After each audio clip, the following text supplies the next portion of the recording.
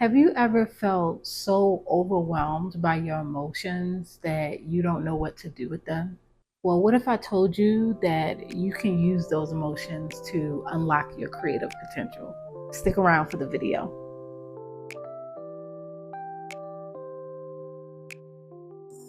I am going to help you to tap into that creative potential, but first, I'm Mo. I am an artist first and a content creator last. If you're new here, go ahead and subscribe.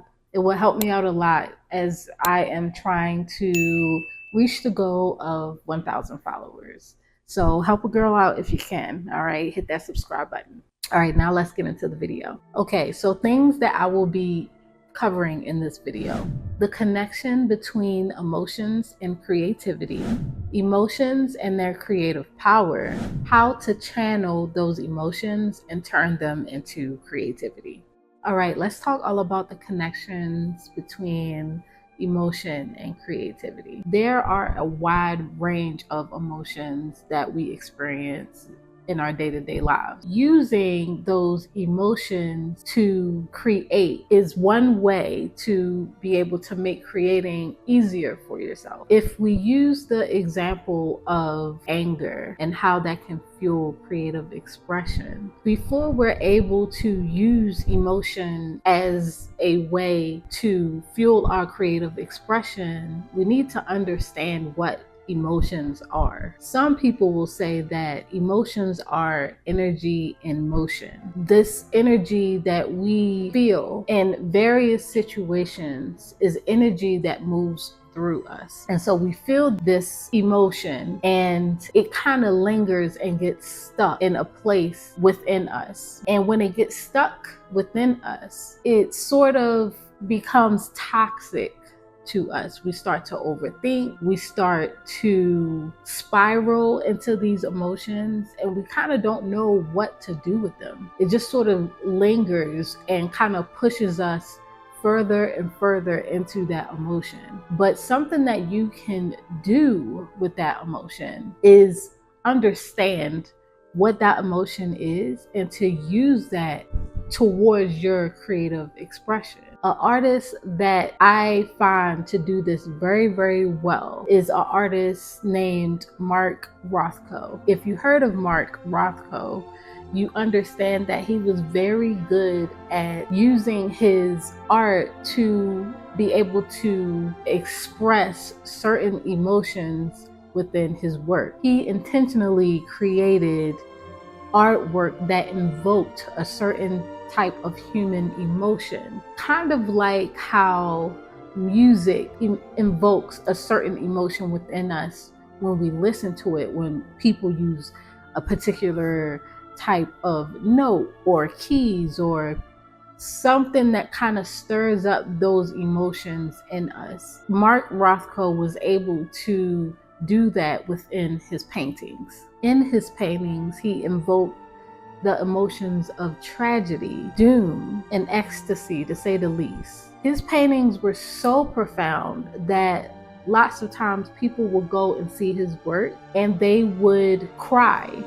They would experience and feel his work. These are the type of things that you want to think about and tap into when it comes to your creative work. The second thing is types of emotions and their creative power. So let's talk all about the positive ones first, because those are the joyous, the happy, the excitement emotions that we like to feel. And so how can we use that in order to tap into our creative expression? When we think about joyous, happy, and exciting moments, we think of being on cloud nine, feeling free. These type of emotions will help you to make things more colorful. It can make things more free flowing in your creativity. And when you're happy, you show that creative expression in your work, uplifting things that make other people feel good. If that's the type of artwork that you're looking to create, having those emotions within yourself will make it easier for you to create that type of work. for that to connect with other people. Now let's get into the negative emotions like anger and sadness, sorrow, depression. Those are really impactful emotions. When you think about creativity in connection with these type of emotions, you think about the raw creativity.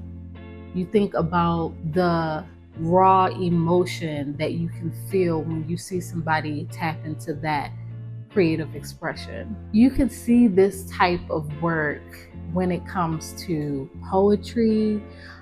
You can see it in artwork that people create around protests. You can even hear it in music when people talk about their struggles and their hardships. These are all things that we can do, that we can pull from those type of negative emotions to create really, really great artistic work. Now let's think about neutral and reflective states of emotion. When we think about that, this is around a time where there is no polarizing emotions, right? We don't feel necessarily excited or happy, or do we feel really upset, angry, or sad? Kind of in the middle, where we feel content with ourselves.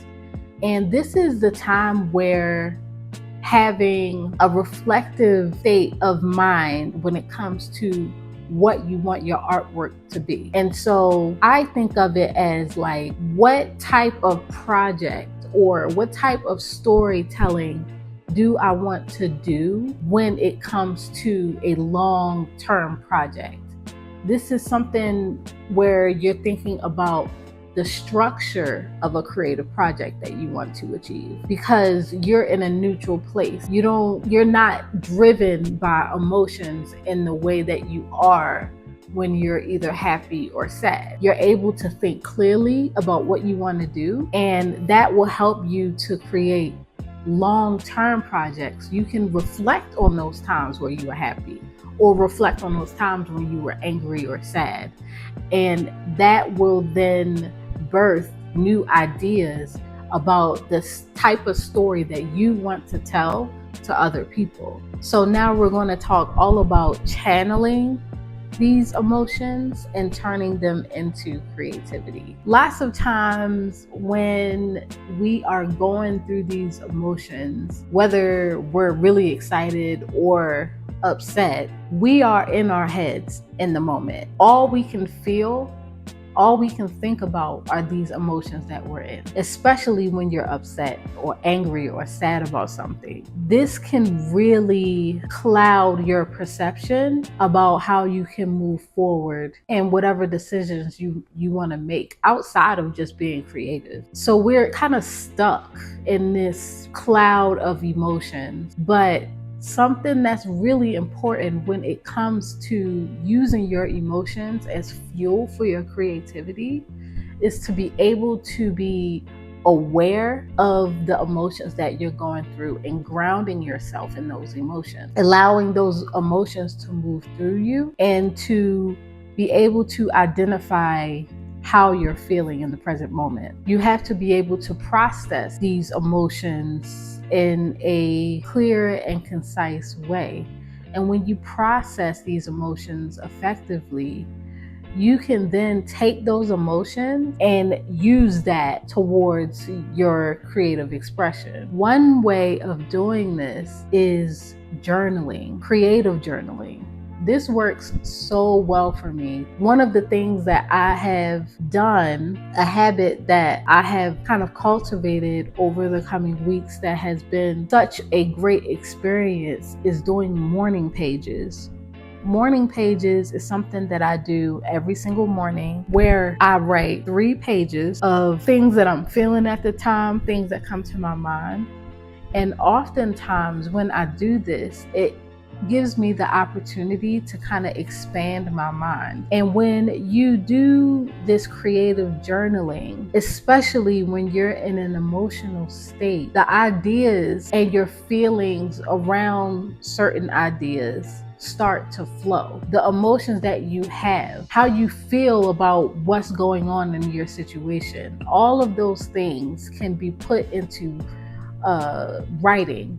and you can see and refer back to this information to be able to start your creative work. You have something to pull from. When doing this, you want to choose a creative outlet. I'm a multifaceted artist. I have various ways of how I like to create, and sometimes it can be a little bit difficult to pick and choose what creative outlet is a good way to show my creative expression. Sometimes if I'm angry or upset, I feel that painting is the best way for me to get those emotions out right away. It gives me the space to be a little bit more raw, and I feel like a creative outlet like music works the same way. Oftentimes when we're angry or upset, I can think of things like screaming, being loud, using sound as a way to creatively express how you're feeling is very natural to humans. And so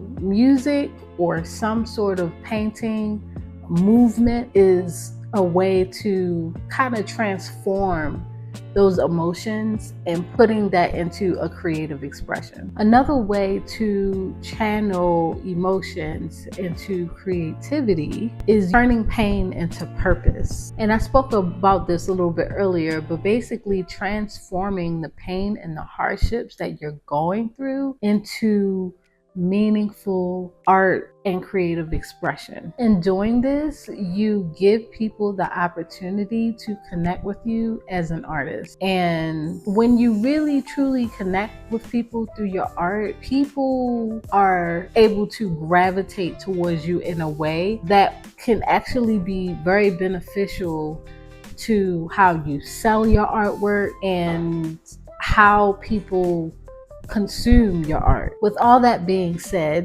this is the end of the video. Please subscribe and like this video. It will be very helpful for me. Let me know down in the comments, how do you use emotions to fuel your creative expression? Let me know. All right, guys. Bye.